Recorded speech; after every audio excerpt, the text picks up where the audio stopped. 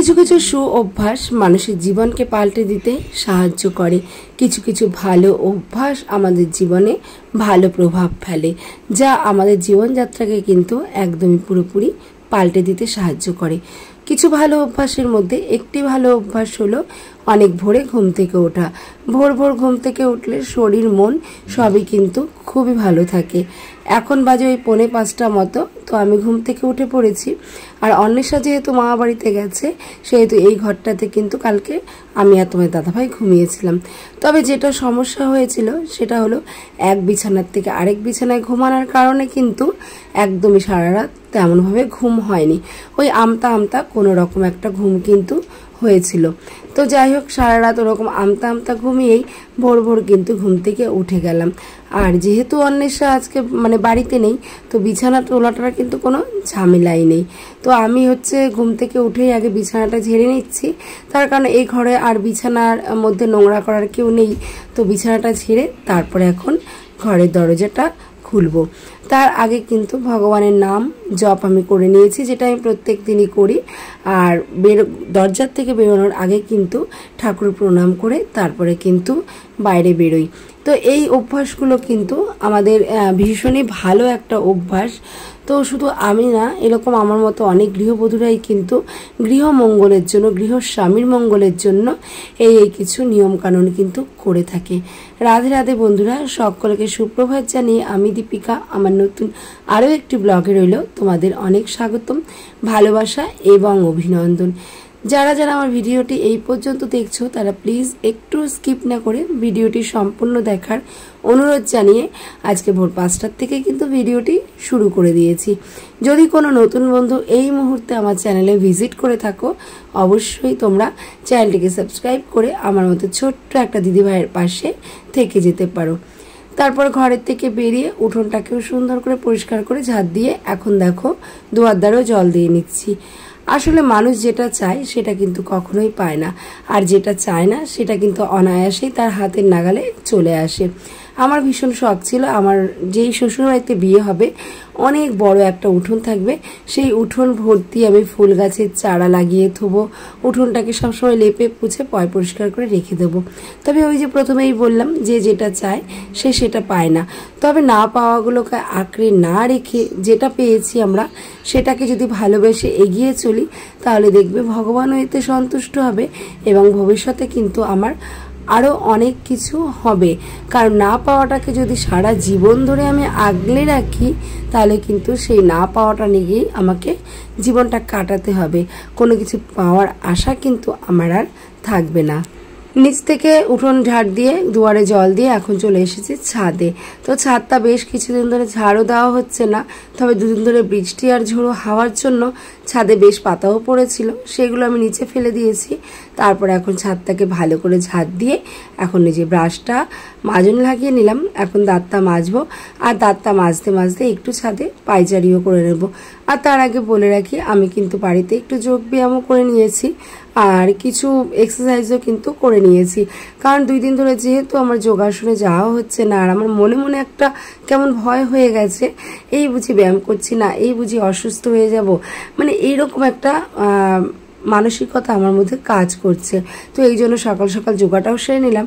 আর তোমার দাদাভাইকে দেখালাম, দেখলে তো ও তার টানছে, আজকে তার টানা আছে। আর তার টানার কাজটা এতই কষ্টকর, ওই সকালবেলা যেহেতু একটু রোদ্দুরের তাপটা কম থাকে, তারপর কিন্তু 9টা, 9:30, 8টার মধ্যে কিন্তু রোদ্দুরের তাপ প্রচণ্ডই উঠে যায়।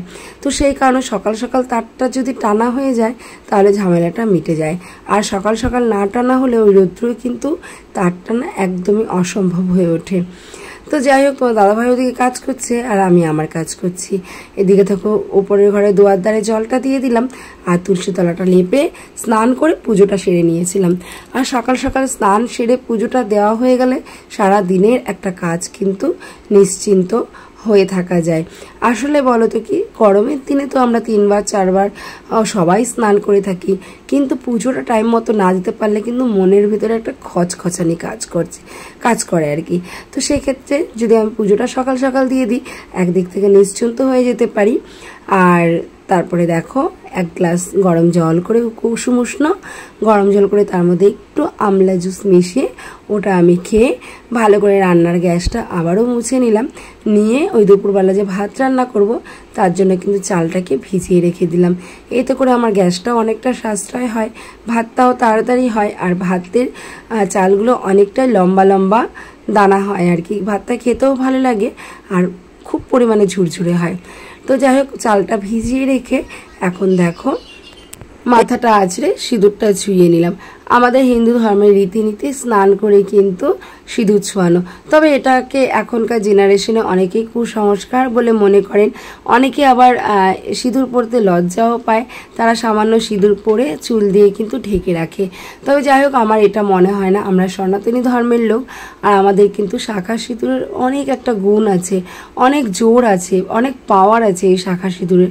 তো যাই হোক, এটা কিন্তু কখনোই কুসংস্কার হতে পারে না, এটা আমার মনে হয়।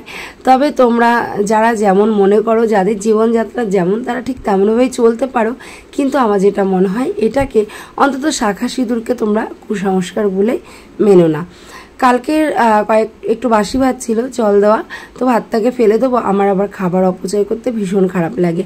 দিন আনা দিন খাওয়া ঘরের মানুষ আমরা, খাবার দাবার একটু অপচয় না করে সেই খাবারটা দিয়ে কিন্তু একটা বেলা ঠিকভাবে চালিয়ে নিতে পারি।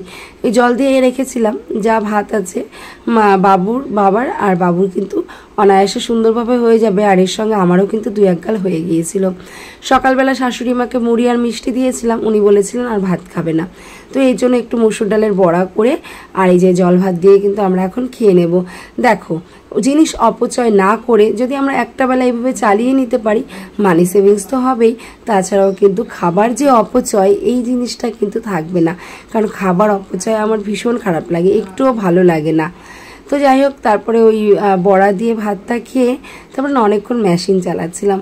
আর দুপুর রোদে গরমে শরীর এত ক্লান্ত হয়ে গেছে বন্ধুরা, পুরো পা হাঁটু ভেঙে আসছে, আর সারা দিন শুধু ঘুম পাচ্ছে। ফোনের দিকে তাকাতেও একদমই ভালো লাগছে না। তো সবার জন্য একটুখানি ওই অরেঞ্জের যে গ্লুকন্ডিটা হয় সেটা গুলিয়ে নিলাম, সেটা খাবো। আর তারপর না রান্নাবান্নার ভিডিও তো ওদের সাথে কিছুই শেয়ার করতে পারিনি, শরীরটা খুবই খারাপ ছিল, আর সারাদিনই না শুয়েছিলাম। ওই মাঝে মাঝে উঠছিলাম আর কাজ করছিলাম। বাইরে এত হাওয়া হচ্ছিল, বাড়ির সামনে যে মাঠটা ছিল ওই মাঠে গিয়ে একটুখানি বসেছিলাম। শুধু আমি না, অনেকেই বসেছিল। আর ভাবলাম চারিদিকে এত সবুজ আর সবুজ, একটুখানি ক্যামেরাবন্দি করেই নিই। আসলে গ্রামে থাকার কিন্তু অনেক বেনিফিট আছে, অনেক উপকারিতা আছে। কারণ সেটা আমরা করোনার সময়তেই টের পেয়েছি যে গ্রামে থাকার কতটা বেনিফিট। করোনার সময় কিন্তু আমাদের গ্রামকে এতটাও আক্রান্ত করতে পারেনি যতটা শহর আক্রান্ত হয়েছিল। এই সবুজের কিন্তু অনেক গুণ, আমরা পুরো ভরপুর একটা অক্সিজেনের মধ্যে বাস করি। আর বলতে গেলে আমাদের লাকটা ভীষণই ভালো যে আমরা গ্রামে জন্মেছি এবং আমাদের বিয়েটা কিন্তু গ্রামেই হয়েছে। সেক্ষেত্রে আমাদের গ্রামের মাটিটাকে কিন্তু ছেড়ে যেতে হয়নি। আর আমার চুলগুলো দেখে তোমরা বুঝতেই পারছো যে কেমন পরিমাণে হাওয়া দিচ্ছে, খুব পরিমাণে হাওয়া দিচ্ছিল বন্ধুরা। মাঠে বসে যেন প্রাণটা পুরো জুড়িয়ে গেল। তো এরপরে না আর তেমন কোনো ভিডিও শ্যুট করা হয়নি। তো যাই হোক, কারণ গরমে আর পারছিলাম না, আর কিছুই ভালো লাগছিল না। তো গুড ইভিনিং, এখন সন্ধ্যাবেলা বাবুদের জন্য একটু দুধ জাল দেবো, আর সেই সঙ্গে তোমাদের থেকে বিদায়ও নিয়ে নেব। আমার ভিডিওটি ভালো লেগে থাকলে প্লিজ লাইক করে দিও, একটা কমেন্ট করে দিও। আর নতুন বন্ধু দেখে থাকলে চ্যানেলটিকে সাবস্ক্রাইব করে আমার মতো ছোট্ট একটা দিদিভাইয়ের পাশে অবশ্যই কিন্তু থেকে যেতে পারো। তো এখন দুধটা জাল বসিয়ে বাবার বাড়ির থেকে না অনেক আম পাঠিয়েছিল, তো সেই আমগুলোকে গুছিয়ে নেব। মানে আমগুলো খেতে এতটাই মিষ্টি, কিন্তু গায়ে মাংস কম। তো গায়ে মাংস কম হলে কি হবে, খেতে কিন্তু দারুণ মিষ্টি। একটা ওই কথায় আছে না যে মানে খায় দায় যারা রোগা মানুষ তারা বেশি খায়, কিন্তু দোষ পড়ে কিন্তু ওই মোটাদেরই। মানে মোটা যারা, তাদের দেখে সবাই মনে করে যে তারা অনেক খায় তাই তারা মোটা, কিন্তু ব্যাপারটা কিন্তু একদমই উল্টো। তো আমটাও ঠিক তেমনই, আমটার গায়ে কিন্তু একদমই মাংস কম, তবে খেতে কিন্তু ভীষণ মিষ্টি। আর তারপরে সব থেকে বড় কথা, বাবার বাড়ির আম বলে কথা, বাবার বাড়ির জিনিস কিন্তু কখনোই খারাপ হতে পারে না।